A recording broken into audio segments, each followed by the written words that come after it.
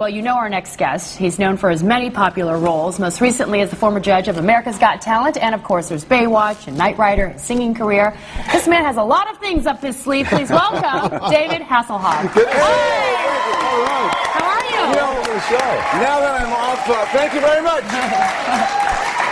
Now that I'm off America's Got Talent, I thought maybe I could just, be another host. A view from the Baywatch. Yeah. Oh, look at you. Look at you. I may be here if the show's a failure. But on our show, you have to keep your clothes on, though. I know. I was just looking at the soap opera. On The Young and the Restless, we used to have a saying, if the ratings are low, all the clothes go. And I saw people kissing on television. I said, the ratings are low. So tell me, you're busy. You're up here doing some new project, right? We're going to Cache Creek, and we're opening up my first live show, actually, in America, I think, ever. I actually did a tour of the fairs years ago. But in Europe, I've had a lot of hit singles, and I've played to a lot of big crowds for a long time, but I wanted to bring my show here. So I was on America's Got Talent. One night I sang, feeling good, and it was retro, and I had the dancers, and as I was up there, I said, I don't want to go back to that seat. I want to be where I belong. So you have to follow your heart, and sometimes in life, you need a little push. And so that was the push for me, and so now I'm back to doing what I love, and that's performing. And I've done on Broadway, I've done the Shakespeare, I've done Jekyll and Hyde, the producers in Chicago. But now it's like this is my show live, and I'm really excited because I'm trying out the fun stuff, the Hoff. A little bit of Knight Rider, a little bit of Baywatch, and then I'm doing all these retro songs like the Rat Pack, and I grew up, my mentor was Sammy Davis Jr. Oh, really? I love that man. He wrote a book called Yes, I Can. Yep. It's one of the greatest books of all time that inspired me as a kid, and I realized that A, I gotta clean up a little bit of my behavior, B, I gotta take care of my kids and be a father, and really kind of get on a path that makes me feel whole and healthy, and it's performing. So I'm coming here. How was it for you that part of so much of your personal life got spilled into the tabloids and into the public eye?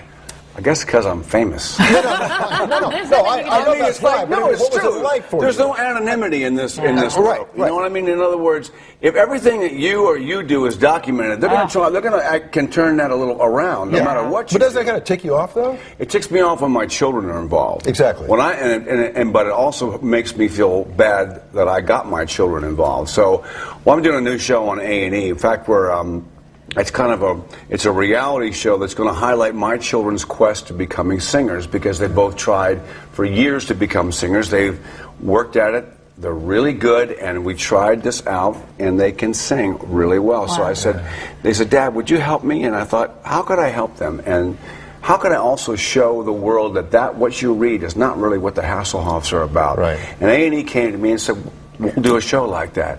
And so my daughter was in line the other night at the Pee Wee Herman show. Paul Rubens, Pee Wee Herman, was one of my roommates in college. He's a great guy. Wow. Yeah, he and Katie Seagal. So I want to hear those stories. No, you know what? He's going to be on the show. Oh, is he? Right? Yeah, but they asked her in line, well, how are you going to respond to all this press that you've had, Haley Hasselhoff? She goes, well, we're doing the show to prove the tabloids wrong, basically. So it was really sweet. Yeah. And how old are they now? 17 and 19. Two girls. Yeah, and they paid their dues. They worked hard. Yeah. It's a hard business, and no matter what people say, what is written about you, it affects you in a private way, especially in your relationship with your children. Yeah. And so.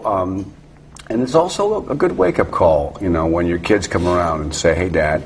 So right now is a growing time for me and my family. It's a growing time for me to go out and do my show. It's going to be great. So what's the most important advice you could give your daughters about embarking on a career in entertainment?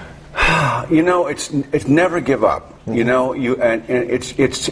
go to be number one, you have to work incredibly hard. Right. And to stay at number one, you have to work twice as hard. But never give up. And if you do a performance and you're rejected, let it go. You got to let it go and then move on. You know. And it's the same way with me. If something happens, and believe me, some stuff's happened to me, you got to pick yourself up and say, okay, that was yesterday. Right. Live in the moment, live for today, and just keep moving forward, you know. You have some big fans. So the fans here know you for your TV shows, and the fans in Europe are like crazy over your singing career. So how are they different when they see you like on the street in Europe versus here? Well, you know, in Germany I had a big run over there, and 20 years ago the Berlin Wall came down. At the same time the Berlin Wall came down, my single was called Looking for Freedom. And I had toured in East Germany before the wall came down, so I was the man who sang about freedom, so there's a different kind of respect about me as a singer. Over in America, you know, if you're an actor, you can't make it as a singer. It's really hard. And so I never even attempted to. I was just having fun. I put on my rock duds. I'm going to Europe, you know. I said, I could never wear the purple suit over here, but over there. I could be like David Bowie over there. So it was great. You're also ageless and timeless. I mean, your appeal spans all generations. That's a success, you know, that I learned a long time ago. I said, what's a success? What is a secret of a successful show? And for me, it was like Dick Van Dyke. The entire family would watch Dick Van Dyke. My audience now knows me from SpongeBob, you know, and then America's Got Talent was 8 to 88, so you get the whole audience. So the secret is try to get the whole audience to watch. I'll do a show at Cache Creek. It's Valentine's Day. Of course it's going to be sexy, but it's not going to be overtly, you know. We did heart, humor, and romance. You know, romance, not sex, and heart and action, and that's kind of what I put on every script.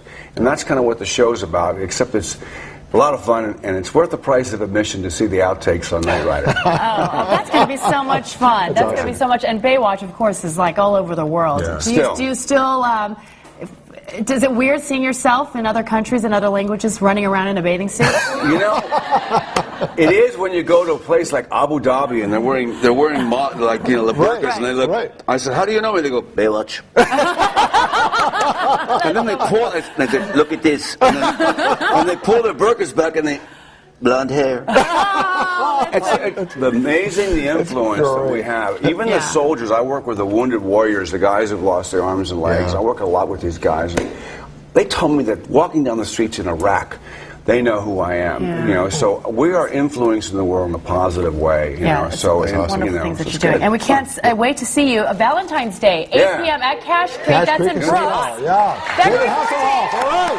More information on our website. Thank you so much. Don't go away.